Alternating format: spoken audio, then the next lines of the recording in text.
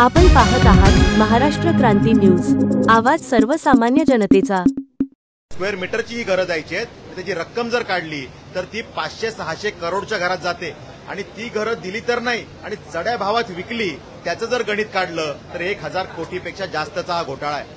महापालिकेने आणि त्या ठिकाणी नगरविकासच्या अधिकाऱ्यांनी जे उत्तर दिलं ते सभागृहामध्ये लक्षवेधीला एकदम थातूरमातूर आणि चुकीचं उत्तर देण्याचं काम त्यांनी केलं आणि त्यामध्ये त्यांनी यूडीसीपीआर जो 2020 नंतर आला त्यातल्या एका क्लॉजचा उल्लेख करून सांगितलं की आम्हाला ही अट कशी लागू होत नाही।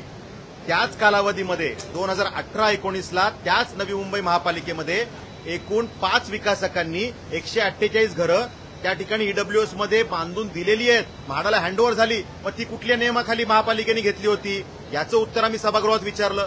मग जर का तिथे तुम्ही ती घरं घेता 148 घरं घेऊन ईडब्ल्यूएस मध्ये ती म्हाडाला देता, एकीकडे हे तुम्ही करता आणि बाकीच्या 11 विकासकांना मात्र वेगाने यायला लावता, त्यांना सीसी मध्ये पहिले लिहिता की तुम्हाला ईडब्ल्यूएसची घरं द्यावी लागतील आणि काही कालावधीनंतर ती सीसी चेंज केली जाते आणि त्यातनं ती ईडब्ल्यूएसच्या घरांची अट काढली जाते। अशा पद्धतीचा एक रॅकेट या विषयात समोर आलेला आहे आणि त्यामुळे आम्ही मागणी केली त्या विषयाची चौकशी व्हायला पाहिजे। ज्या अधिकाऱ्यांनी चुकीची उत्तरं दिली आणि त्या काळामध्ये ज्या अधिकाऱ्यांनी याच्यामध्ये इन्व्हॉल्वमेंट ज्यांची आहे त्यांच्यावरती गुन्हे दाखल व्हायला पाहिजेत। या सगळ्या मागण्या आम्ही त्या ठिकाणी केलेल्या आहेत आणि त्यामुळे सन्माननीय मंत्री महोदयांनी यात सकारात्मक उत्तर दिलं आणि या विषयाचं गांभीर्य ओळखून याची उच्चस्तरीय चौकशी केली जाईल आणि अधिवेशन काळात याची एक विशेष बैठक सुद्धा लावण्यात येईल आणि त्यामध्ये जे दोषी असतील त्यांच्यावरती कडक कारवाई केली जाईल हे त्या ठिकाणी याची शाश्वती सुद्धा दिलेली आहे। त्यामुळे मला वाटतं की या माध्यमातून आम्ही जी मागणी केली आहे की आता ही 791 घरं जी गरिबांसाठीची आहेत त्या विकासकांनी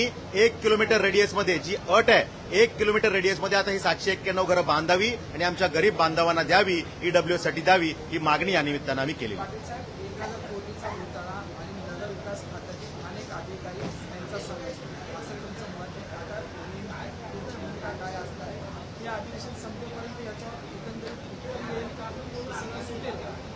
खरं तर अधिकाऱ्यांची मानसिकता किती चुकीची असू शकते ह्याचं उदाहरण म्हणजे हा प्रकार आहे।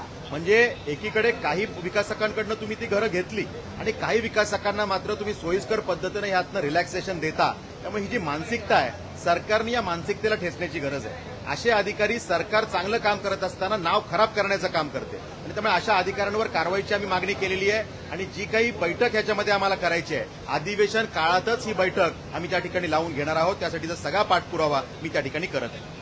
नेमके कोण कोण अधिकारी यामध्ये गुंतलेले दिसून येत आहे याचा जो काही संपूर्ण विषय आहे नवी मुंबई महापालिकेचा टाउन प्लॅनर खरं तर ही त्यांची जबाबदारी आहे। त्यांचे बॉस म्हणजे जे काही महापालिकेचे प्रमुख असतात आयुक्त आणि त्यांचे सगळे त्या विषयामध्ये इन्व्हॉल्ड असणारे उपायुक्त दर्जाचे अधिकारी या सगळ्यांचा थेट संबंध यामध्ये आहे। पण या सगळ्यांचं कम्युनिकेशन नगरविकास खात्याशीही होतं। पण तत्कालीन जे अधिकारी आहेत की ज्यांनी या विषयाला रोखलं नाही, ज्या यूडीसीपीआरच्या नियमाचा चुकीचा अर्थ लावला, या सगळ्यांवरती या ठिकाणी कारवाई केली पाहिजे। अशा प्रकारचे हे सगळे अधिकारी यात गुंतलेले आहेत।